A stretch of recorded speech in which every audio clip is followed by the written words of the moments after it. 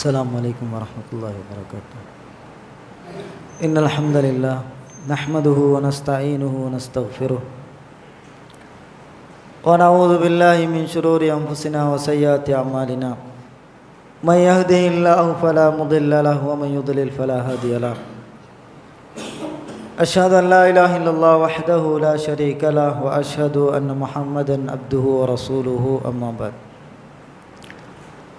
فقد قال الله تعالى بمحكم التنزيل العظيم: أعوذ بالله من الشيطان الرجيم. بسم الله الرحمن الرحيم. يا أيها الناس اتقوا ربكم الذي خلقكم من نفس واحدة وخلق منها زوجها وبث منهما رجالا كثيرا ونساء واتقوا الله الذي تساءلون به والأرحام إن الله كان عليكم رقيبا. يا أيها الذين آمنوا اتقوا الله وقولوا قولا سديدا يصلح لكم أعمالكم ويغفر لكم ذنوبكم ومن يطع الله ورسوله فقد فاز فوزا عظيما.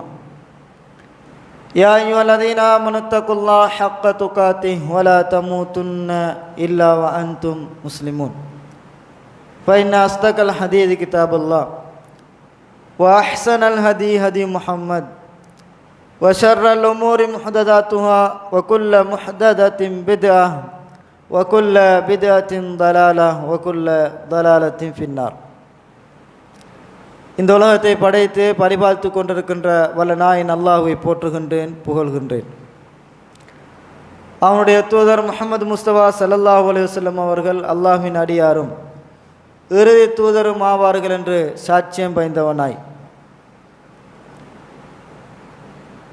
இன்றைய ஜும்மாவுடைய தலைப்பாக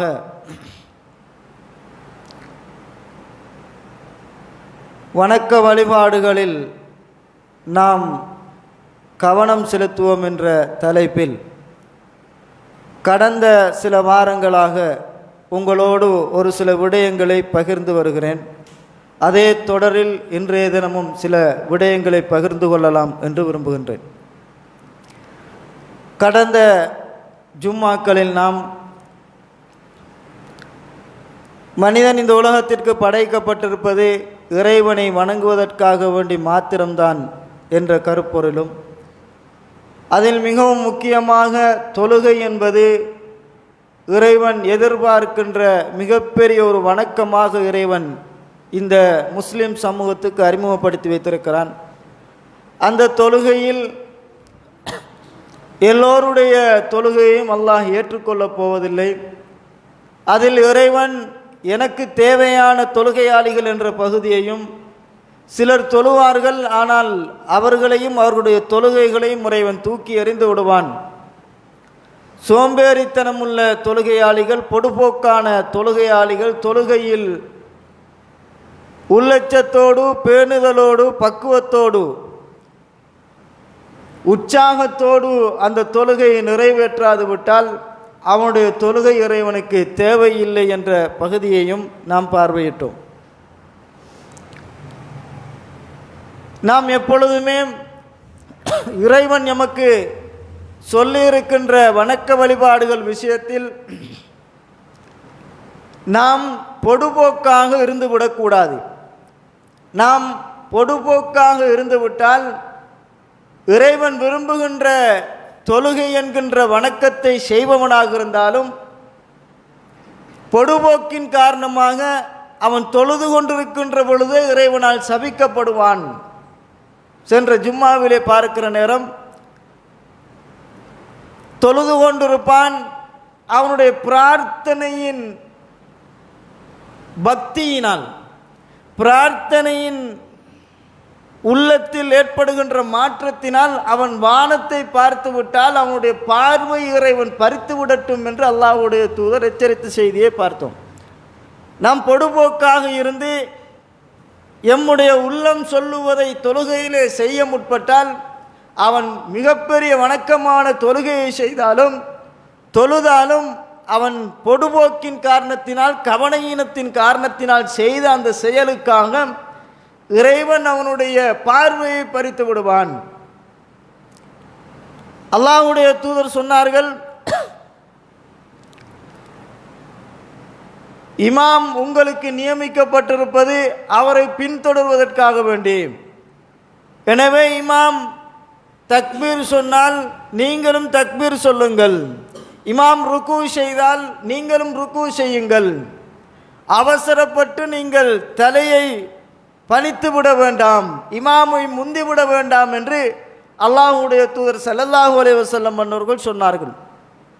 தொழுகையிலே நாம் கவனஈனமாக இருக்கிற நேரம் எச்சரித்தார்கள் அல்லாஹ்வுடைய தூதர், அவனுடைய தலையை கழுதையின் தலையாக அல்லாஹ் மாற்றிவிடட்டும் என்ற எச்சரித்த செய்திகளையும் நாம் சென்ற ஜும்மாவிலே பார்வையிட்டோம்.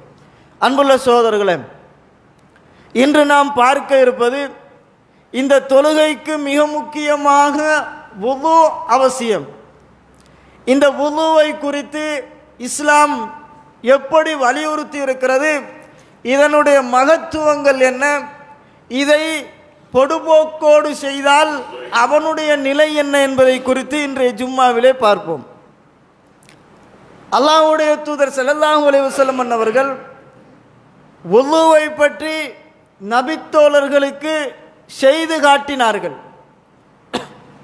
வுதுவை பற்றி நாம் எப்படி தெரிந்து கொள்கிறோம் என்றால், ஒரு புத்தகத்தை எடுக்கிறோம், வாசிக்கிறோம், இப்படித்தான் வுது செய்வது என்பதை நாம் புரிந்து கொள்கிறோம். அல்லது பாடப்புத்தகத்திலே, பாடசாலை பாடப்புத்தகத்தில் எப்படி இருக்கிறதோ அதை வாசிக்கிறோம், அதுதான் வுது செய்கின்ற முறை என்று நாம் தெரிந்து அதை செய்கிறோம். ஆனால் அல்லாஹ்வுடைய தூதர் வுது, அல்லாஹ்வுடைய தூதருடைய தோழர்கள் எல்லாம் இந்த வுதுவை பற்றி நாவினால் கற்றுக் கொடுக்கவில்லை. நாவினால் முதல்ல வாய் கொப்பளிக்கணும், ரெண்டாவது முகத்தை கழுவணும், அப்படி என்றெல்லாம் ஓடுபடி சொல்லிக் கொடுக்கவில்லை. அவர்கள் எப்படி சொல்லுகிறார்கள் என்றால், ஒவ்வொருவரும் அந்த சமூகத்தில் வாழுகின்ற மக்களுக்கு வுதுவை செய்து காட்டினார்கள், செய்து காட்டித்தான் பழக்கினார்கள். கையை முழங்கை வரைக்கும் கழுவணும் என்றால் சொல்லிவிட்டு இருந்து விடுவதல்ல, அதை கழுவி காட்டினார்கள். அப்ப இந்த வழிமுறை நாம் கடைபிடிக்கிறோமா என்றால் இல்லை. அதனால தான் வுது செய்கிற நேரம் தலையை மசகு செய்யணும், கொஞ்சம் பேர் இப்படி மசகு செய்து விட்டு போய் விடுகிறார்கள். எல்லாம் பாடப்புத்தக கதை தான். ஆனால் அல்லாஹ்வுடைய தூதர் வுதுவை அந்த சமூகத்திற்கு செய்து காட்டினார்கள். ஒவ்வொரு நபித்தோழர்களுக்காக அல்லாஹ்வுடைய தூதர் அவர்களை நிறுத்தி வைத்து அல்லாஹ்வுடைய தூதர் வுது செய்து காட்டினார்கள். அந்த நபித்தோழர்களுடைய நிலையும் எப்படி என்றால், அல்லாஹ்வுடைய தூதர் வுது செய்கிற பொழுது அதை பார்த்து கொண்டிருப்பார்கள். அப்ப நாம் என்ன செய்ய வேண்டும்?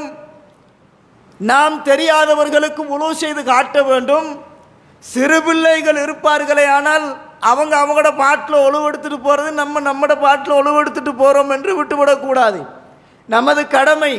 அல்லாஹ்வுடைய தூதர் அவர்களுக்கு வுது செய்ய பழக்கினார்கள் என்றால், நமக்கு பக்கத்தில் ஒரு சின்ன பொடியை வுது செய்கிறானா நம்ம பார்த்து கொண்டிருக்கணும், சரியா வுது செய்கிறானாம்.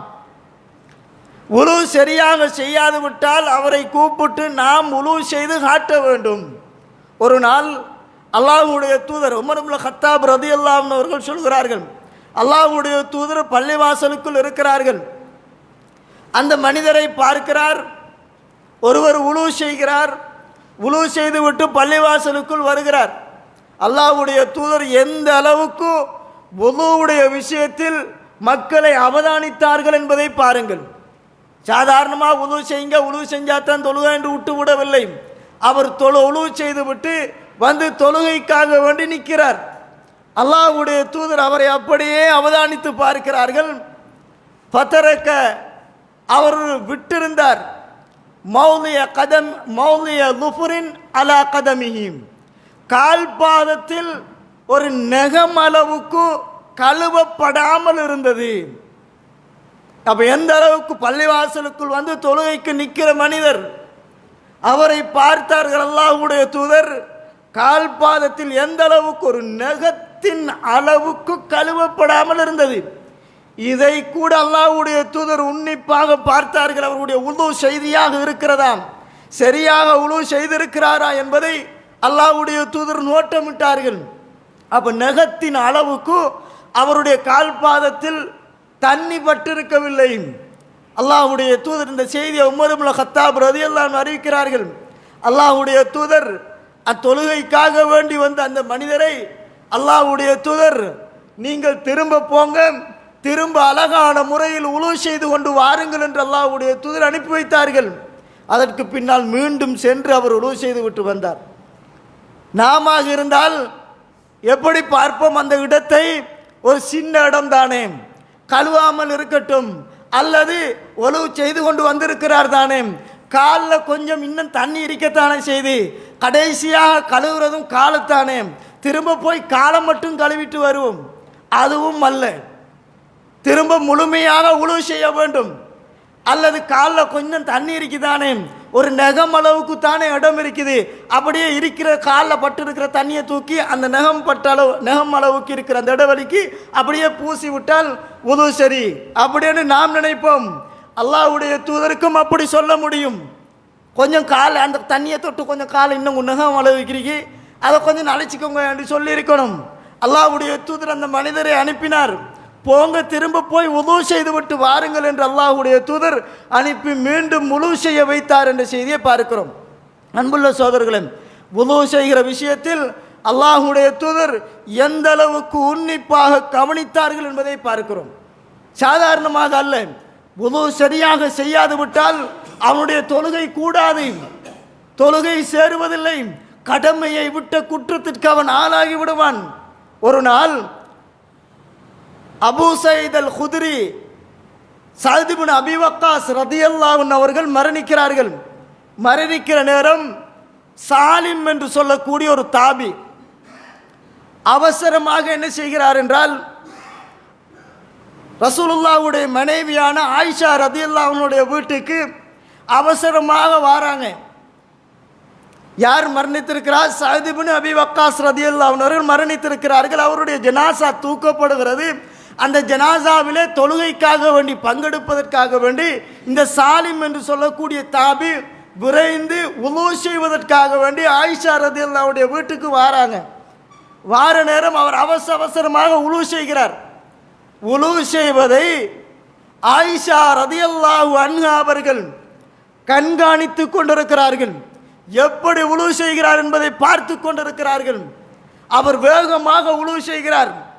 அந்த நேரத்தில் ஆயிஷா ரலியல்லாஹு அன்ஹா அவர்கள் அவரை கூப்பிட்டு சொல்கிறார்கள், முழுமையாக உலு செய்யுங்கள், முழுமையாக உலு செய்யுங்கள், உலுவுடைய உறுப்புகளை நீங்கள் முழுமையாக கழுவிக்கொள்ளுங்கள்.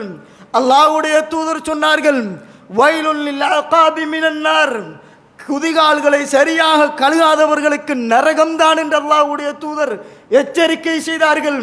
முழுமையாக அழகாக உலு செய்யுங்கள் என்று அந்த தாபிக்கு உம்மஹாத்துல் மோமினின் மூமின்களின் தாய்மார்களில் ஒருவரான ஆயிஷா ரலியல்லாஹு அன்ஹாவுடைய உலு செய்கிற முறையை பார்த்துவிட்டு அறிவுரை சொன்னார்கள் என்ற செய்தியை பார்க்கிறோம். அன்புள்ள சகோதரர்களே, உது செய்கின்ற பொழுது நாம் கவனிக்க வேண்டும். நமக்கு பக்கத்தில் இருக்கிறவர்கள் உலு செய்கிற பொழுது அவர் எப்படி உலு செய்கிறார்? நமக்கு பக்கத்தில் ஒருத்தர் வருவார். இது ஒரு நகர்ப்புறம் என்கிறதுனால பல்வேறுபட்டவர்கள் வந்து போவார்கள், பல ஊர்வாசிகள் வந்து போவார்கள். அவர்கள் உலு செய்கிற நேரம் அந்த உலுவை நாம் அவதானிக்க வேண்டும். அவர்களில் அதிகமான பேர் அப்படியே தலையை முழுமையாக மசல் செய்யாமல் இப்படியே மசல் செய்துவிட்டு போய்விடுவார்கள். அவர்களை அவதானித்து நாம் சொல்ல வேண்டும். பொடுபோக்கோடு சின்ன வாலிபர்கள் எல்லாம் உலு செய்கிற நேரம் கவனஈனமாக குதிகால்கள் கழுவப்படாத விதத்தில் உலு செய்கிறார்கள். அவர்களை அவதானித்து நாம் கற்றுக் கொடுக்க வேண்டும் என்பதை அல்லாஹ்வுடைய தூதர் எங்களுக்கு வழிகாட்டுகிறார்கள். அந்த போதனையின் அடிப்படையில் நபித்தோழர்களும் அதை நடைமுறைப்படுத்தி காட்டினார்கள் என்ற செய்தியை பார்க்கிறோம். ஆயிஷா ரலியல்லாஹு அன்ஹா அவர்கள் நோட்டமிட்டு பார்த்தார்கள் என்ற செய்தியை பார்க்கிறோம். அன்புள்ள சகோதரர்களே, அல்லாஹ்வுடைய தூதர் ஸல்லல்லாஹு அலைஹி வஸல்லம் அவர்களும் நபித்தோழர்களும் ஒரு பயணத்தில் இருக்கிறார்கள். நமக்கெல்லாம் தெரியும், நபிகளாருடைய காலம் என்பது தண்ணிக்கு தட்டுப்பாடான காலம். பயணத்தில் இருப்போம் என்றால் இன்றைக்கு போன்று எல்லா பள்ளிவாசல்களிலும் கிணறு வசதிகள் இருக்கிறது, குடிப்பதற்கென்று தனியாக நீர் வசதிகள் இருக்கிறது, வுது செய்வதற்கென்று தனியான நீர் வசதிகள் இருக்கிறது. பள்ளிவாசலை விட்டாலும் போகின்ற பாதையிலே கூட பல கிணறுகள் ஏற்பாடு செய்யப்பட்டிருக்கிறது, எல்லா வசதிகளும் இருக்கிறது. ஆனால் நபிகளாருடைய காலத்தில் அப்படி அல்ல.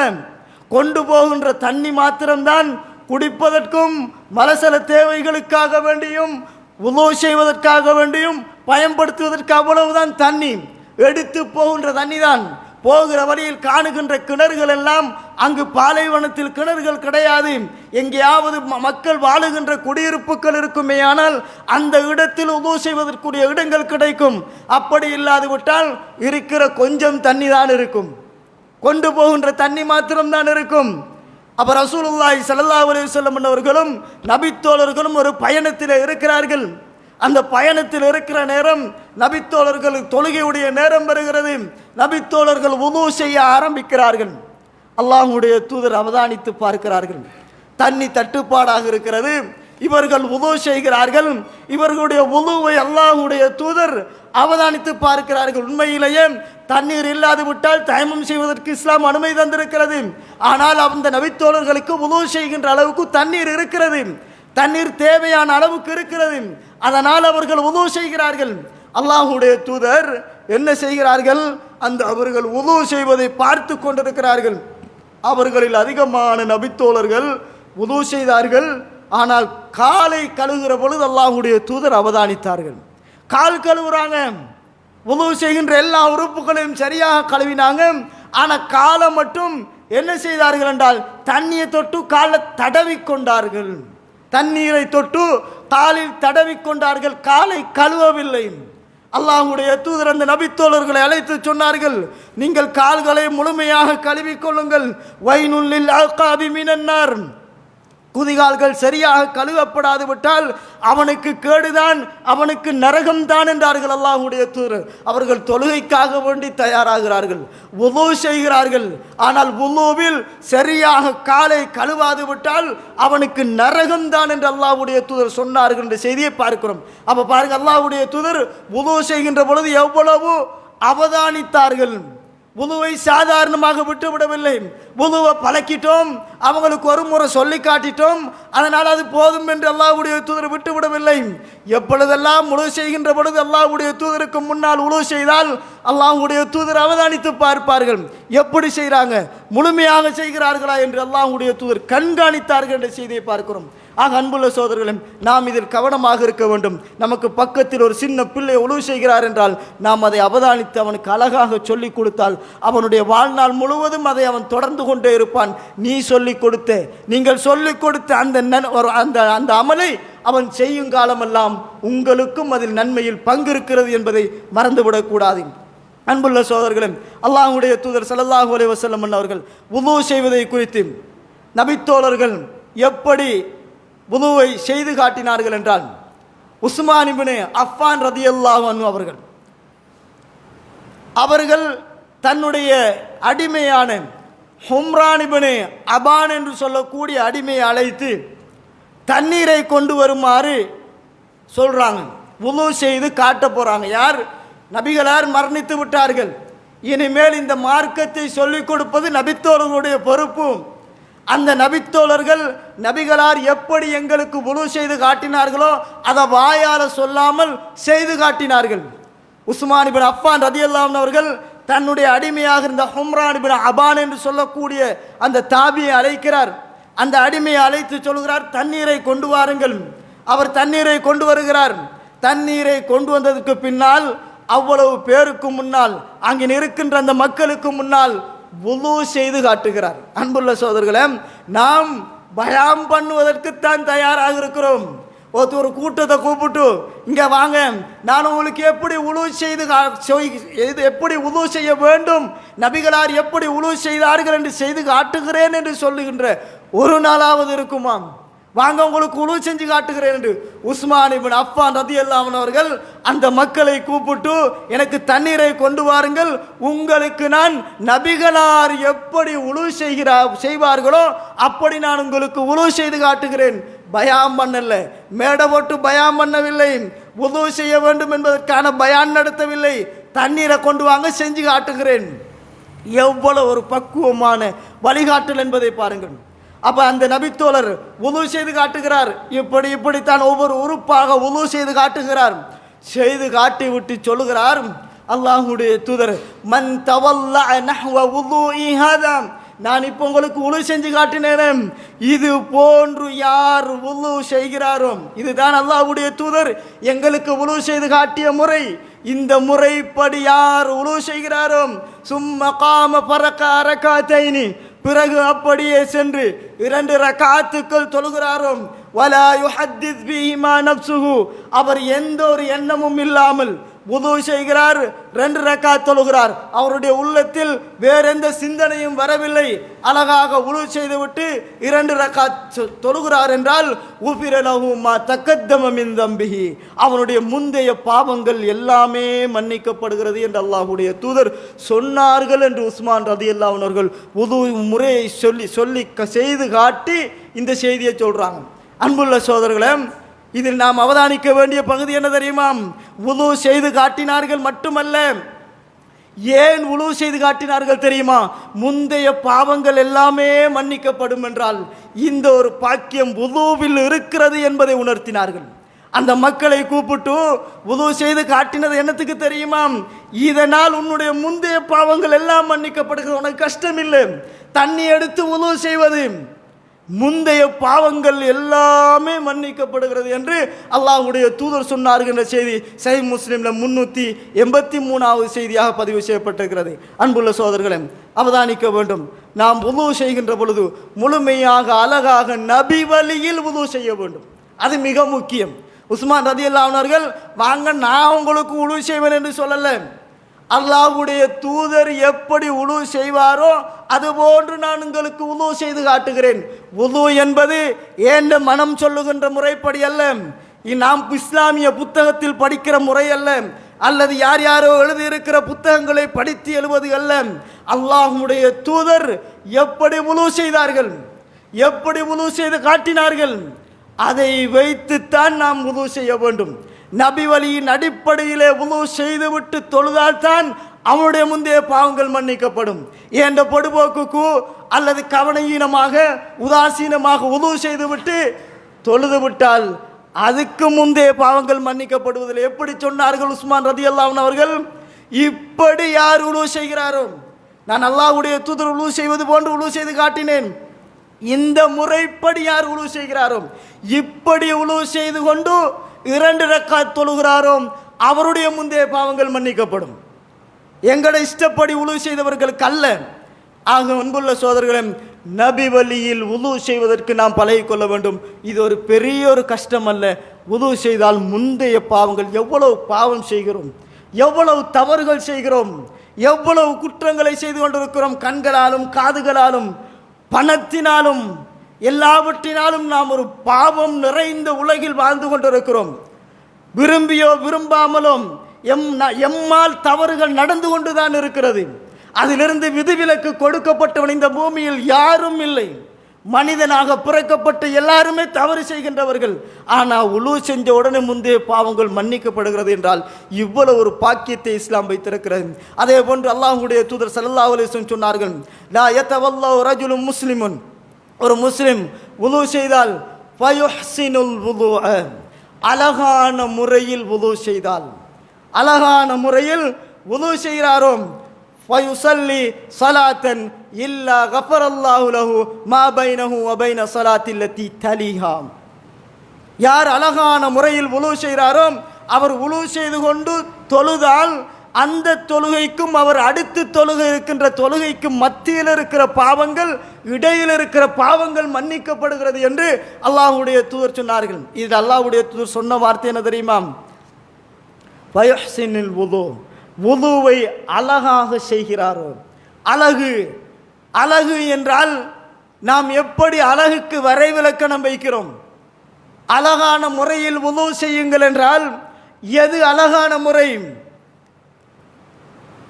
நம்ம இருக்கிற அந்த முகத்தை இன்னும் கொஞ்சம் கூட்டி கழுவுறது அழகான முறையா? இன்னும் கொஞ்சம் முழங்கையை கழுவணும் அப்படிங்கிறதுக்காக வேண்டி அக்குள் பகுதி வரைக்கும் கழுவுவது அழகான உழு செய்கின்ற முறையாம். கரண்டை கால் வரைக்கும் கால்களை கழுவ வேண்டும், முழங்கால் வரைக்கும் நான் கழுகிறேன், இது அழகான உழு செய்கிற முறையா என்றால் இல்லை. அழகு என்றால் என்ன? அல்லாஹுடைய தூதர் தாடியை அழகாக வைத்துக்கொள்ள சொன்னார்கள் என்றால், தாடி அழகாக இருக்கணும் என்றால் அதன் ஒவ்வொருவருடைய அழகுக்கான வரைவிலக்கணம் என்ன? நாம் போடுகின்ற வரைவிலக்கணம் அப்படியே முகத்து கண் பக்கம் வந்திக்கிறதெல்லாம் வலிக்கிறது, இங்கே கீழுக்கால வலிக்கிறது, தேவையான அளவுக்கு வச்சுட்டு மத்தத்தை வெட்டி விடுறது, அவனவனுக்கு வேண்டுமான விதத்தில் தாடியை வைத்துக் கொள்வது அல்ல அழகான முறையில் தாடி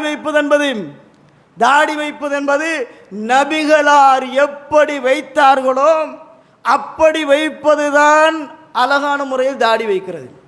அழகானவன் அழகையே விரும்புகிறான். அதனால் அழகான முறையில் ஆடை அணிந்து கொள்ளுங்கள் என்றால் உங்களுக்கு விருப்பமான முறையில் ஆடை அணிவதல்ல, அங்கே இங்கே ஓட்ட ஆடைகளை அணிவதல்ல, கரண்டை காலுக்கு கீழால் அணிவதல்ல, கரண்டை காலுக்கு மேலால் அணியுங்கள் என்றால் நிறைய பேருக்கு அகௌரவம், நிறைய பேருக்கு ஒரு கௌரவ குறைச்சல், அது அவங்களுக்கும் பார்வைக்கு மக்களுக்கு மத்தியில் அவமானமாக பார்க்கப்படுகிறது. அப்போ ஒவ்வொருவருக்கும் வரைவிலக்கணம் எப்படி இருக்கிறது? ஆடை அழகாக இருக்கணும்னா அவனவனுக்கு, சிலருக்கு டெனிம் கலிசன் தான் உடுக்கணும், சிலருக்கு சாதாரண கலிசம் உடுக்கணும், சிலருக்கு கலிசனே போட மாட்டாங்க, சாரம் தான் உடுப்பாங்க என்று அவனவனுக்கு அதை அழகாக வைத்திருக்கிறான். ஆனால் அந்த ஆடையின் அழகு நபிகளார் சொன்ன வரையறைக்குட்பட்டு இருக்கணும். கரண்டை காலுக்கு மேலால் உடுத்தால் தான் ஆடை அழகாக இருக்கணும், இல்லை என்றால் கரண்டை காலுக்கு கீழால போனால் நரகவாதி என்றார்கள் அல்லாஹ்வுடைய தூதர். கரண்டை காலுக்கு கீழால் ஆட போனால் அவன் நரகவாதி. அவன் தொழுதாலும் சரி, நோன்பு பிடித்தாலும் சரி, ஜக்காத் கொடுத்தாலும் சரி, ஹஜ்ஜி செய்தாலும் சரி, ஒரு ஜான் அளவு அந்த கரண்டை காலுக்கு கீழே ஆடை இறங்கி விட்டால் சின்ன புடவு துண்டுக்காக வேண்டி நரகம் என்றால் யோசித்து பாருங்கள். அழகு என்பது நபிகளார் காட்டி தந்தது தான் அழகு. கரண்டை காலுக்கு மேலே உடுக்கணுங்கிறது. அப்போ வுளூ செய்வது அழகு என்றால், அழகான முறையில் வுளூ செய்வதென்றால் எங்களோட இஷ்டப்படி அல்ல. கையை கொஞ்சம் கூட்டி கழுவுறது, காலை கொஞ்சம் வசதி கழுவுறது என்கிறதல்ல. நபிகளார் எப்படி கழுவினார்களோ, இந்த மார்க்கம் அல்லாஹ் எப்படி சொல்லுகிறானோ, அல்லாஹ்வுடைய தூதர் எப்படி வழிகாட்டினார்களோ அப்படி வுளூ செய்வதுதான் அழகான முறையில் வுளூ செய்வது. ஆக இப்படி யார் வுளூ செஞ்சு கொண்டு தொழுகிறாங்களோ அவங்களுக்கு அந்த தொழுகைக்கும் அடுத்த தொழுகைக்கும் மத்தியில் இருக்கக்கூடிய பாவங்கள் மன்னிக்கப்படுகிறது என்று அல்லாஹ்வுடைய தூதர் சொன்னார்கள். ஆக அன்புள்ள சோதர்களே, நபி வழியில் வுளூ செய்வதற்கு நாம் பழகி கொள்ள வேண்டும். வுளூவில் அவதானமாக இருக்க வேண்டும். ஒரு நகத்தின் அளவு கூட வுளூ உறுப்புக்கள் கழுவப்படாது விட்டால் அவனுடைய வுளூ சேராது, அவனுடைய தொழுகையும் சேராது என்பதை பதிவு செய்து கொள்வோம். வல்லவன் ரஹ்மான் என்னை உங்களையும் பொருந்திக் கொள்வானான்.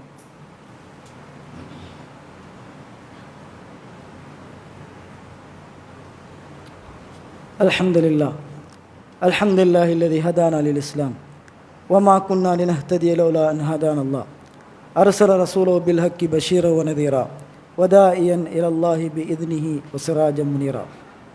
அன்பார்ந்த இஸ்லாமிய சகோதரர்களே, நபிகளார் ஸல்லல்லாஹு அலைஹி வஸல்லம் அவர்கள் சொல்லித்தந்த காட்டித்தந்த அடிப்படையிலே யார் வுளூ செய்கிறாரோ அவருடைய முந்தைய பாவங்கள் மன்னிக்கப்படுகிறது.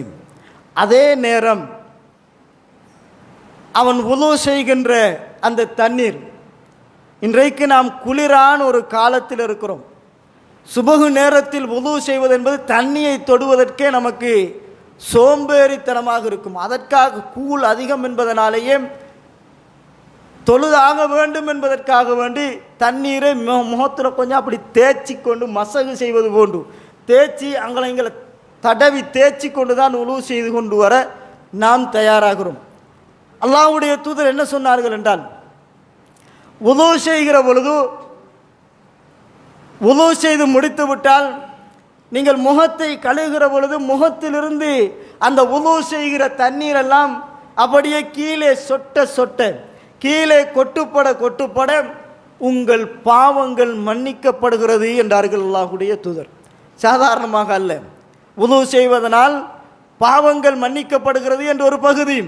நாம் முகத்தில் ஊற்றுற தண்ணி கையில் ஊத்துற தண்ணி, காலில் ஊத்துற தண்ணி எல்லாம் அது முகத்திலிருந்தும் கைகளிலிருந்தும் வடிய வடிய பாவங்கள் மன்னிக்கப்படுகிறது.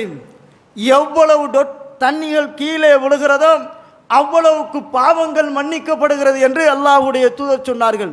சொல்லுகிற பொழுது எப்படி சொன்னார்கள் தெரியுமா? எந்த அளவுக்கு பாவங்கள் மன்னிக்கப்படுகிறது என்றால், கத்திரில் மாம், முகத்தை கழுவுறோம் என்றால் முகத்தில் இருந்து தண்ணீர் சொட்டு சொட்டாக வடியும். தாடி இருக்கும் என்றால் அப்படியே தாடிகளுக்குள்ளாலும் சொட்டு சொட்டாக வடியும். சில நேரங்களில் சுஜூதிலே வந்து நிற்போம், அப்பொழுதும் தண்ணீர் சொட்டு கீழே விழும். அல்லாஹ்வுடைய தூதர் என்ன சொன்னார் தெரியுமா? அந்த முகத்திலிருந்து அந்த உது செய்கிற தண்ணி உங்களோட உடம்பிலிருந்து கடைசி டொட்டு விழுகின்ற வரைக்கும் பாவங்கள் மன்னிக்கப்படும். கடைசியில் ஒரு டொட்டு விழுமே, அப்போவும் உங்களுடைய பாவம் மன்னிக்கப்படுகிறது என்று அல்லாஹ்வுடைய தூதர் ஸல்லல்லாஹு அலைஹி வஸல்லம் சொன்னார்கள். சொல்லிவிட்டு சொன்னார்கள், நாங்கள் கவனக்கெடுக்காமல் இருக்கிறோமே, சில உழு செய்வோம். அந்த உழு செய்கிற பொழுது இந்த நகத்துக்கு கீழேயும் தண்ணீர் இருக்கும், நகத்துக்கு கீழேயும் தண்ணீர் இருக்கும். அல்லாஹ்வுடைய தூதர் சொன்னார்கள், ஹத்தா தஹ்ருஜ மின் தஹ்தில் அல்ஃபாரிஹாம், அவனுடைய நகத்துக்கு கீழால் இருக்கிற அந்த தண்ணீராலும் அவனுடைய அந்த நகத்துக்கு கீழால் இருக்கக்கூடிய பாவங்கள் மன்னிக்கப்படுகிறது என்று அல்லாஹ்வுடைய தூதர் ஸல்லல்லாஹு அலைஹி வஸல்லம் சொன்னார்கள். சஹீஹ் முஸ்லிம்ல 413வது செய்தியாக பதிவு செய்யப்பட்டிருக்கிறது.